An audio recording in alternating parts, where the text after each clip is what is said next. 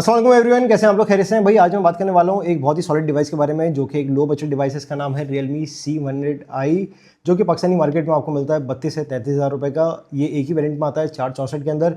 No doubt बहुत ही solid phone लगा। Build quality मुझे इसकी बहुत पसंद आई और हम टाइम ज़ाया करे बगैर अब इसकी थोड़ी डिटेलिंग में जाते हैं कि क्या बिल्ड क्वालिटी वगैरह क्या है इसकी। भाई बिल्ड क्वालिटी बहुत सॉलिड है, नो डाउट।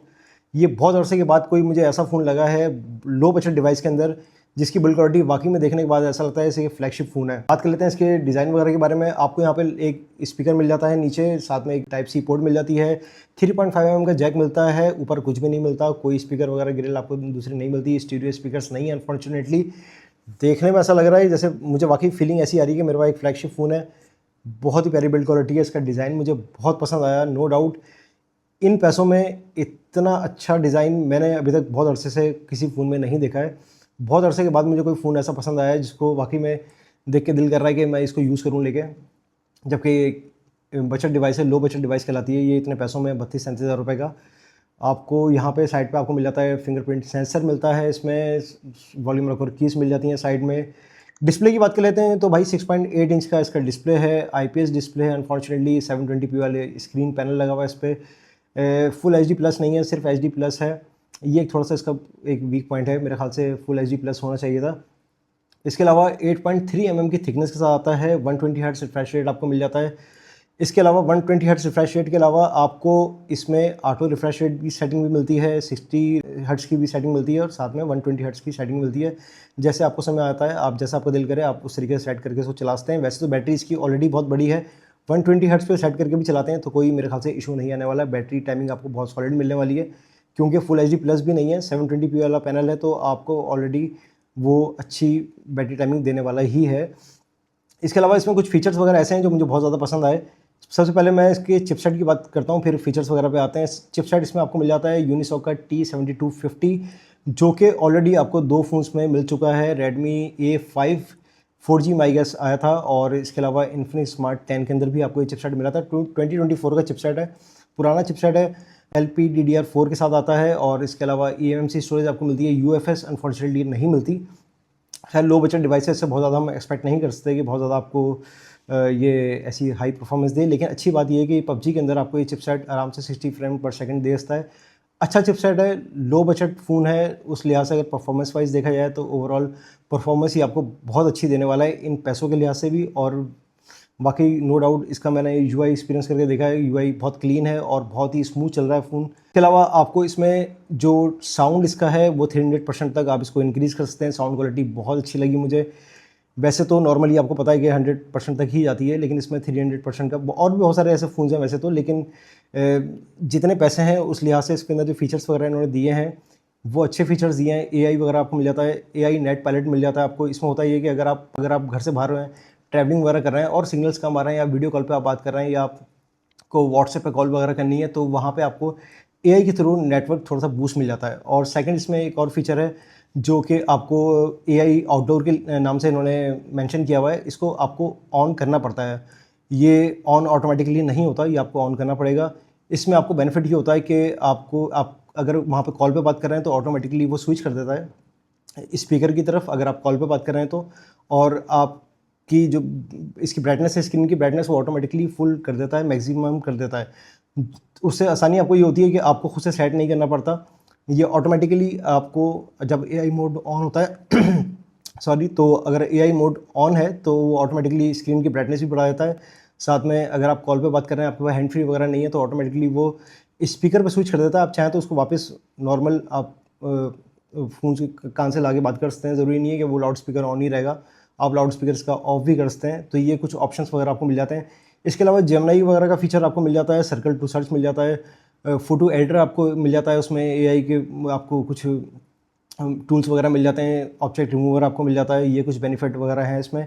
अदरवाइज़ आपको अगर हम बात करें इसके AI फीचर्स के बारे में मज़ीद, तो इसमें जो मुझे आउटडोर का ऑप्शन है ज़्यादा बेहतर लगा और AI नेट पायलट जो है थोड़ा सा डिफरेंट मुझे एक वो लगा कि इसमें आपको AI के थ्रू नेटवर्क बूस्ट मिल जाता है। थोड़ा सा आपको आसानी होती है कि आपको सिग्नल्स वगैरह की दिक्कत नहीं आती है। आप कहीं ट्रैवलिंग कर रहे हैं, स्पेशली ट्रैवलिंग करते हुए आपने अक्सर देखा होगा कुछ एरियाज़ ऐसे आते हैं जहाँ पे आपको इश्यूज़ आते हैं, सिग्नल कम होने की वजह से डिस्टॉर्शन भी होती है, आवाज़ कम आ रही होती है, तो कहीं कहीं आप बात नहीं कर पा रहे होते या वीडियो कॉल पे बात कर रहे हैं तो स्पीड में फ़र्क आ जाता है। तो वहाँ ये टेक्नोलॉजी आपको ये आप बेनिफिट देने वाली है।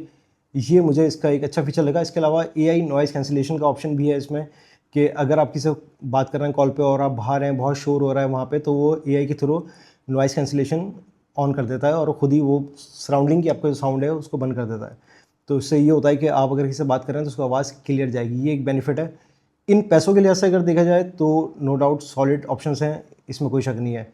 फिर हम बात कर लेते हैं इसके कैमरे की। जहाँ तक इसके कैमरे की बात है, कैमरा इसका थोड़ा सा अनफॉर्चुनेटली कम है। बैक कैमरा इसका आपको 8 मेगापिक्सल का मिलता है, फ्रंट कैमरा आपको 5 मेगापिक्सल का मिलता है, जो कि थोड़ा सा ज़्यादा इम्प्रूव हो सकता था। डे लाइट के अंदर तो आपको ये अच्छी मतलब गुजारा कर देगा, आपका मतलब अच्छा गुजारा कर देगा। मैं ये तो नहीं कहूँगा कि जो भी ले रहा है फ़ोन, लो बजट फ़ोन जो भी लोग लेते हैं उनको आइडिया होता है इस बात का कि आपको इसकी बहुत ज़्यादा अच्छी परफॉर्मेंस नहीं मिलेगी, आपको अच्छी क्वालिटी नहीं मिलेगी इतनी।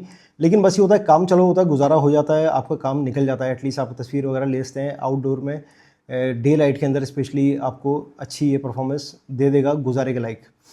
अच्छी मीन्स कि बहुत ज़्यादा अच्छी नहीं, लेकिन गुजारे के लायक इतने पैसों के लिहाज से अगर देखा जाए तो।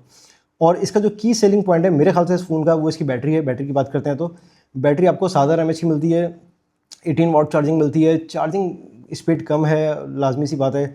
इतने बजट के अंदर तो ये आपको 45 वाट की चार्जिंग नहीं देने वाले मेरे ख्याल से, लेकिन थोड़ी बहुत इंप्रूव होती, 25 वाट होती, 30 वाट होती तो ज़्यादा बेहतर था अगर इतनी होती तो।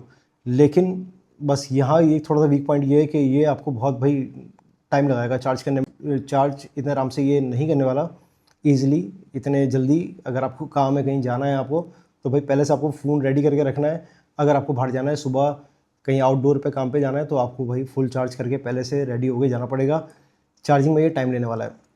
सेकंड, ये फ़ोन उन लोगों के लिए ज़्यादा बेहतर है जो लोग आउटडोर रहते हैं, जंगों वगैरह पे काम करते हैं, जिसमें पहले बता चुका हूँ, फूड पांडा वगैरह पे काम करते हैं, या फिर उनका आउटडोर वर्क बहुत ज़्यादा है, उनके लिए तो बेस्ट है, क्योंकि आराम से आपको 1 से 2 दिन की बैटरी टाइमिंग देने वाला है 7000 mAh की बैटरी होने की वजह से भी। और सेकंड, इसका जो डिस्प्ले है वो इतना ज़्यादा फुल HD प्लस नहीं है, क्योंकि इतना हैवी नहीं है, तो ऑटोमेटिकली बैटरी टाइमिंग आपको अच्छी ही मिलने वाली है।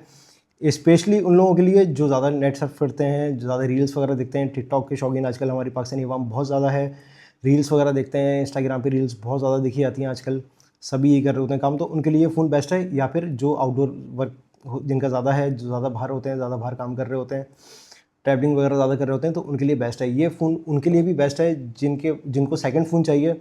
बैटरी का इशूज़ है, किसी के पास फ्लैगशिप फ़ोन्स होते हैं, किसी के पास पुराने फ्लैगशिप फ़ोन्स होते हैं, उनको बैटरीज़ वगैरह का इशू हो रहा होता है, साथ में उनको दूसरा फ़ोन चाहिए होता है, तो उसके लिए सेकंड फ़ोन के लिए तो ये बेस्ट फ़ोन है।